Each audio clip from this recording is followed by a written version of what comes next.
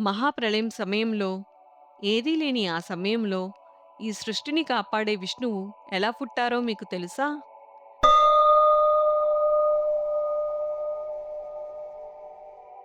మునుపటి భాగంలో నారదుడు బ్రహ్మదేవునిని శివుని లీలల గురించి అడిగిన విషయం మనకు తెలిసిందే.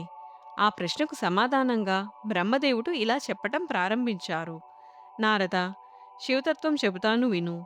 నాకైనా, విష్ణువుకైనా ఆయన గురించి పూర్తిగా తెలియదు. అయినా నాకు తెలిసినంత వరకు చెబుతాను. మహాప్రళయం వచ్చినప్పుడు ఈ సృష్టిలో ఏదీ ఉండదు. జీవులు లేరు, గ్రహాలు లేవు, కాలమూ ఉండదు. అంతా అంధకారమే. ఆ సమయంలో అన్నీ లీనమైపోయేది పరమేశ్వరునిలోనే. ఆ పరమేశ్వరుడు నిర్గుణుడు, నిరాకారుడు. అయితే తన సంకల్పంతో రూపం ధరించినప్పుడు 5 ముఖాలతో, 10 చేతులతో, జటాజూటంతో, భస్మధారణతో, దివ్య తేజస్సుతో ప్రకాశిస్తూ ఉంటారు. ఆయనతో ఎప్పుడూ ఉండేది ఆయన శక్తి. ఆమెనే పరాశక్తి. 8 చేతులతో, అద్భుతమైన సౌందర్యంతో ప్రకాశిస్తూ, అనేక రూపాలను తీసుకునే శక్తిగా శివునితో ఏకమై ఉంటారు. శివుడు వేరు, శక్తి వేరు కాదు. అవి ఒక్కటే.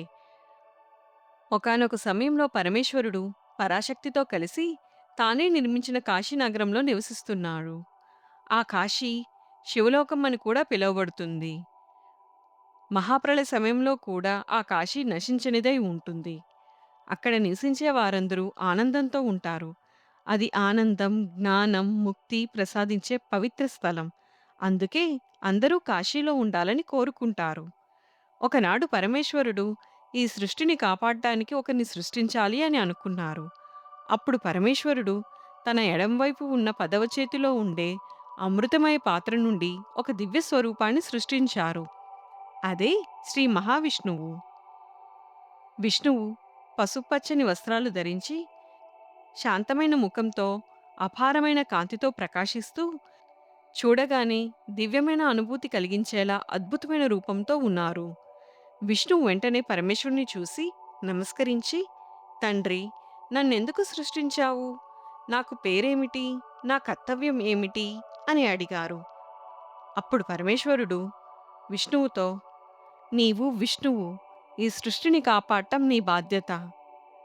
కానీ దానికి ముందు నువ్వు తపస్సు చేసి సమస్త పనులు చేయగల సామర్థ్యాన్ని పొందాలి అన్నారు.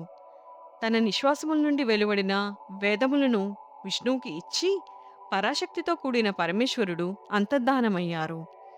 అప్పుడు విష్ణువు ఒంటరిగా తపస్సు చేయటం ప్రారంభించారు.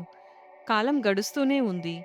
వేలాది దివ్య సంవత్సరాలు గడిచినా పరమేశ్వరుడు మాత్రం ప్రత్యక్షం కాలేదు. విష్ణువు కూడా తన తపస్సును ఆపలేదు. ఒకానొక సమయంలో విష్ణువు మనస్సులో ఇంకెంతకాలం ఇలా తపస్సు చేయాలి అనే సందేహం వచ్చింది. అప్పుడే ఇంకా తపస్సు చేయు అని శివవాణి వినిపించింది. అప్పుడు మరలా విష్ణువు తన తపస్సును కొనసాగించారు. ఆ తపస్సు వల్ల ఆయన శరీరం నుండి స్వేదం ప్రవహించింది. అది జలంగా మారింది. అంతగా అలసిపోయిన విష్ణువు నిరాశతో శివమాయ మోహితుడై ఆ జలంలోనే నిద్రపోయారు. అదే యోగనిద్ర. ఆ జలంలో నిద్రపోయినందువల్ల ఆయనకు నారాయణుడు అనే పేరు వచ్చింది. నారము అంటే ఉదకము, అంటే నీరని అర్థం. ఆయనం అంటే స్థానము. ఉదకంలే స్థానంగా కలవాడు కనుక నారాయణుడు అని ప్రసిద్ధి పొందాడు. ఆ సమయంలో ప్రకృతి శక్తి ప్రభావంతో ఆయన శరీరం నుండి అనేక తత్వాలు వెలువడ్డాయి. ఇంద్రియాలు, భూతాలు, సృష్టికి అవసరమైన మూలాలు అన్నీ ఏర్పడ్డాయి. అలా ఈ సృష్టి ప్రారంభమైంది. అలా శివుని సంకల్పంతో విష్ణువు జన్మించి ఈ సృష్టికి ఆరంభమయ్యారు. అయితే ఈ సృష్టి పూర్తిగా ఎలా రూపుదిద్దుకుంది? బ్రహ్మదేవుడు ఎలా పుట్టారు?